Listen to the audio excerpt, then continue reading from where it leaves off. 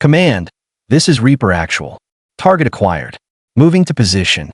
The voice belongs to Commander Sarah Chun, former Earth Special Forces, dishonorably discharged for excessive creativity in the field. The Coalition offered her a choice: prison or lead an experimental multi-species task force. She chose the latter, not realizing she'd just volunteered to command the most impossible missions in the war. But before we tell her story, let's back up. Humanity had only been part of the Galactic Coalition for 15 years when the Corbin Dominion launched their invasion. Earth's military forces were considered primitive by galactic standards. Our weapons less accurate, our ships slower, our tactics, well, unconventional at best. The humans fight without logic. They willingly sacrifice tactical advantages for emotional victories. Inefficient, irrational. That's General Ziv Korak, the Coalition's most decorated strategist in the early days of the war. He wasn't wrong. By every measurable standard, humans were inferior soldiers. Yet 3 years into the conflict, the same general said this: send in the Terran Irregulars. We need someone who thinks irrationally. So what changed? How did a ragtag team of human misfits become the Coalition's secret weapon? The answer lies in what aliens call the human paradox. Our unique ability to be simultaneously brilliant and completely unhinged. Let's go back to the team's first mission. Operation Silverback. The Corbin had seized a Coalition research station on the moon HFY. Inside, breakthrough weapon technology that could turn the tide of the war. Every conventional rescue attempt had failed. The station's defenses were impenetrable. Commander Chun and her newly formed team of 7 humans were given clear orders: infiltrate, extract the scientists, destroy the research. Coalition Command gave them a 3% chance of success. Listen up, Irregulars. Coalition thinks this is a suicide mission. They're right, but they're thinking like aliens. We're going to think like humans. Her team was a collection of the unwanted. Lieutenant Marcus Jones, demolitions expert, court-martialed for destroying a bridge his commanding officer was still standing on. Sergeant Ana Diaz, sniper, who once held position for 9 days without food or water against orders. Dr. Elijah Washington, former professor turned combat engineer who reconfigured standard issue weapons in ways that made safety officers weep. And my personal favorite, Corporal Dwayne Ghost Jackson, infiltration specialist who once broke into his own military's high command headquarters on a bet. Their plan for HFY 9 violated 17 Coalition tactical protocols. Instead of a stealth approach, they launched a brazen direct assault on the opposite side of the facility from their actual target. While Corbin forces rushed to defend against what they thought was a suicidal frontal attack, Chun and Ghost infiltrated through the facility's waste reclamation system. I swear, Commander, if we survive this, I'm requesting hazard pay. Shut up, Ghost. Aliens ahead. When they reached the central hub, they found themselves surrounded by Corbin elite guards.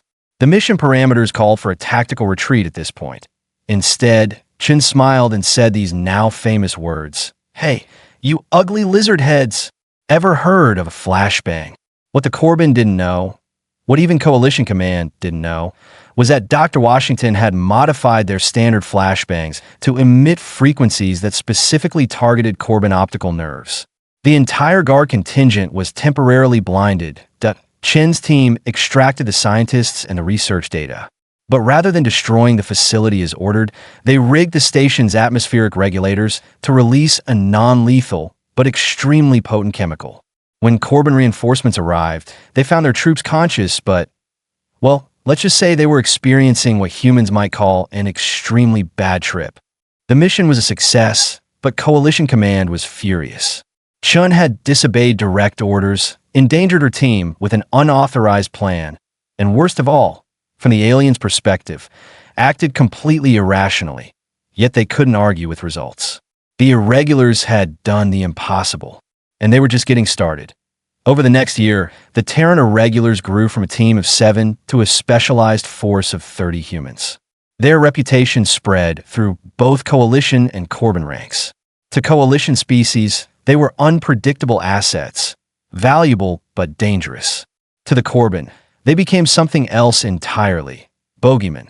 The Corbin Dominion's military doctrine revolved around perfect information and predictable outcomes. Their tactical computers could anticipate standard coalition responses with 98% accuracy. But humans? The computers couldn't even reach 40% predictability. Terran Irregulars detected in Sector 7. All units enact contingency protocols. That panic transmission came from a Corbin commander during the Battle of Nexus Prime. His fear was justified.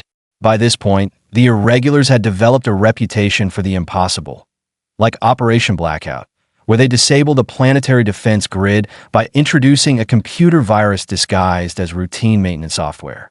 The virus did nothing for 3 weeks, then simultaneously shut down every defensive battery on the planet for exactly 7 minutes. Just enough time for coalition forces to land at, or the infamous Station K-12 infiltration, where Ghost Jackson spacewalked for 6 hours across open vacuum, manually disabling proximity sensors with nothing but a standard toolkit and what he called Kentucky ingenuity. Commander, if I die out here, tell my ex-wife she can have my classic car collection.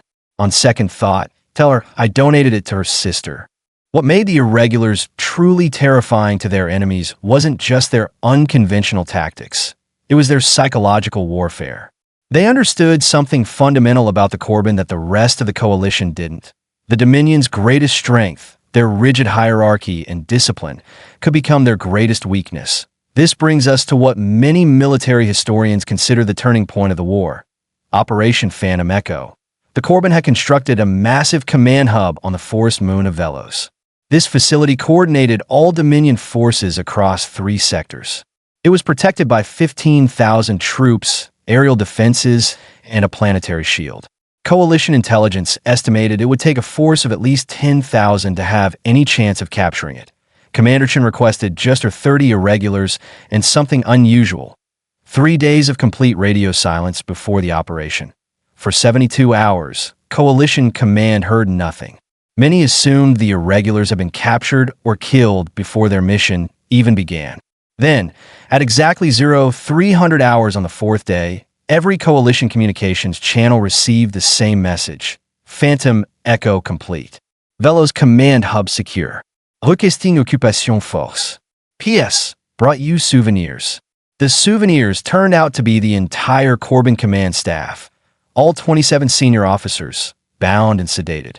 The hub itself was intact, with all systems operational. It took weeks for Coalition intelligence to piece together what happened, and the full story is still classified.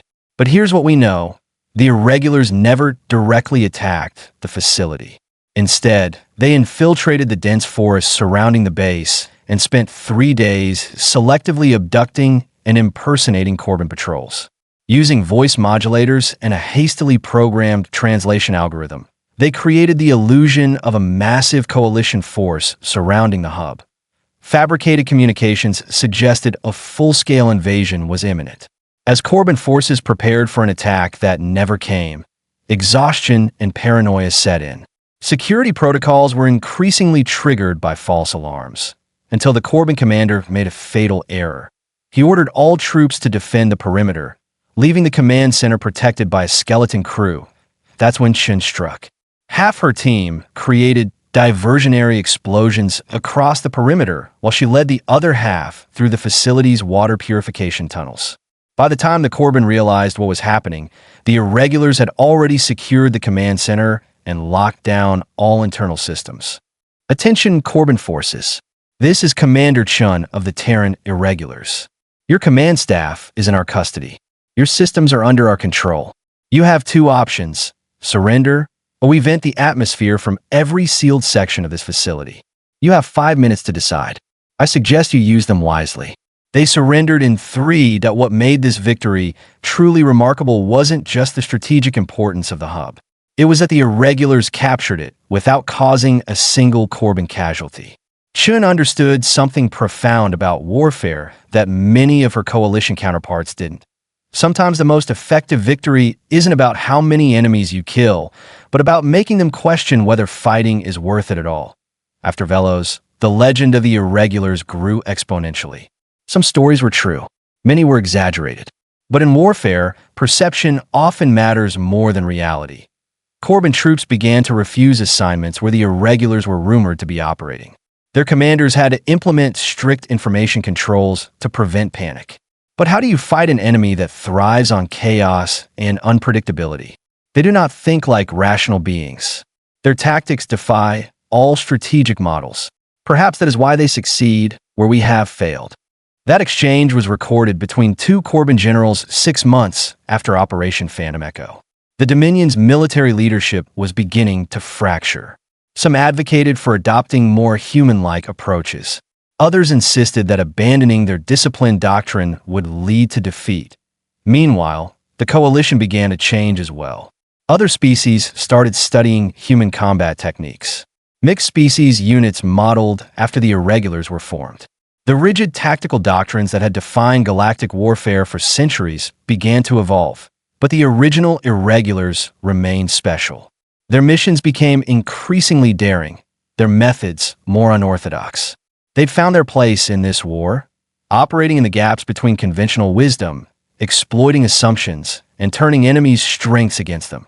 This brings us to the final chapter of our story, the one that transformed the Irregulars from elite operatives to galactic legends. The siege of Earthpoint 3 years into the war, the Corbin launched a massive counteroffensive.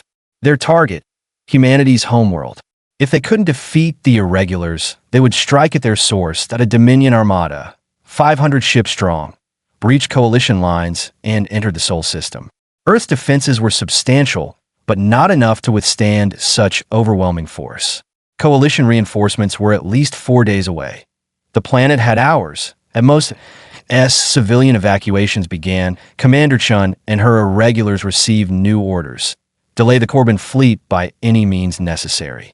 Give Earth time to prepare. Give coalition reinforcements time to arrive. An impossible mission, even for them. Sound effect, quiet conversation, so this is it. Final stand. Looks that way, Ghost. Any brilliant ideas, Commander? Just one, but you're not going to like it. Chen's plan was audacious even by her standards. The Irregulars commandeered an abandoned mining facility on Ceres, the largest asteroid in the belt between Mars and Jupiter. Using the facility's equipment, they began shifting the orbits of smaller asteroids, not to create a barricade or weapons platform, as coalition tacticians might expect, but something far more creative. They created a message. A massive formation of asteroids arranged to form words visible only from a specific approach vector, the one the Corbin fleet would use to reach Earth. The message, written in the Corbin language, said simply, "Look behind you." When the Dominion fleet entered the asteroid belt and observed this bizarre configuration, their commanders were confused. Was it a trap? A distraction? Military protocol demanded they investigate before proceeding. That hesitation gave the Irregulars their opportunity. While the Corbin fleet adjusted course to analyze the asteroid message, Chen's team executed the real plan. They had reconfigured the mining facility's mass drivers, normally used to launch processed, or into impromptu electromagnetic railguns. Their ammunition, every piece of scrap metal, rock, and debris they could load. Railguns charged to 300%. Safety protocols disengaged. That's well beyond safe operating parameters, Dr. Washington. Safety is for peacetime, Commander. Fire when ready. The barrage caught the Corbin fleet completely by surprise. The improvised projectiles weren't powerful enough to destroy their warships, but they didn't need to be. They just needed to damage the fleet's formation integrity. As the Corbin ships scattered to avoid the barrage, they broke their carefully calculated defensive positions. That's when the real trap was sprung. The Irregulars had seeded the asteroid belt with thousands of miniature drones, each carrying a payload of what they called electronic confetti. When detonated, these devices released clouds of specialized nanites designed to infiltrate ship systems and cause random, unpredictable malfunctions. Weapons fired without commands. Navigation systems showed phantom obstacles. Communication arrays broadcast static or, worse, contradictory orders. The perfectly coordinated Corbin fleet dissolved into chaos. All ships maintained formation, unable to comply. Navigation compromised. Detect multiple coalition battle groups approaching. Negative. Sensors show no. There were no coalition reinforcements. Not yet, but the Corbin couldn't be certain of that. Their intelligence was compromised, their formation broken. The fleet commander faced an impossible choice: continue the attack with unreliable systems and potentially fly into an ambush, or retreat and regroup. They retreated. The Irregulars had bought Earth 48 hours, enough time for planetary defenses to fully mobilize and for the first wave of coalition reinforcements to arrive.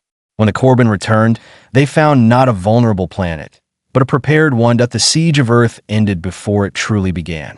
And it was all because a small team of humans understood something fundamental about their enemy. Even the most disciplined military force can be defeated not by superior firepower, but by uncertainty.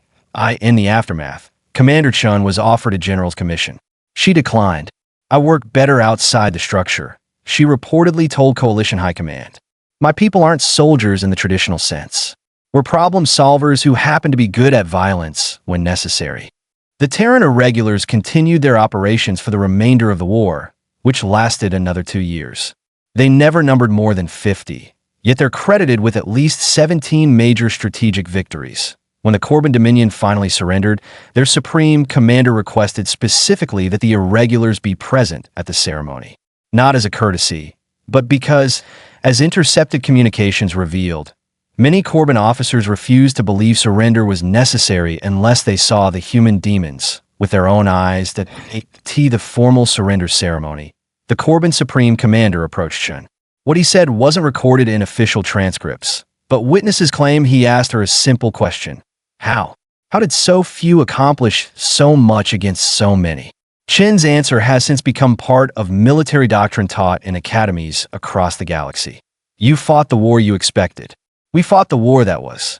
Today, 50 years after the Galactic War ended, the legacy of the Terran Irregulars lives on. Their tactics are studied by military strategists of all species. Their missions are the subject of historical documentaries and fictionalized entertainment. Some former members wrote memoirs, though Commander Chin never did. She disappeared from public life after the war, though rumors persist of her involvement in various peacekeeping operations across the frontier worlds. The Coalition Military Academy now includes mandatory courses on adaptive tactical thinking, their polite term for what the Irregulars simply called making it up as we go along. Every year, the top graduates from these courses receive the Chun Medal for creative problem solving. But perhaps the most significant legacy isn't in military doctrine or academic recognition. It's in how the galaxy now perceives humanity. No longer are we seen as the primitive newcomers to galactic society. Now, we're recognized for our unique contribution. The understanding that sometimes the most powerful weapon isn't technology or numbers or even training, it's unpredictability. As one Corbin military analyst wrote years after the war, "The humans taught us that perfect order is fragile. Chaos is resilient." This may be their greatest gift to galactic civilization. In the decades since, as humanity has spread throughout coalition space, we've carried this reputation with us. Many species remain wary of human unpredictability. Others seek to study and understand it, but all respect it.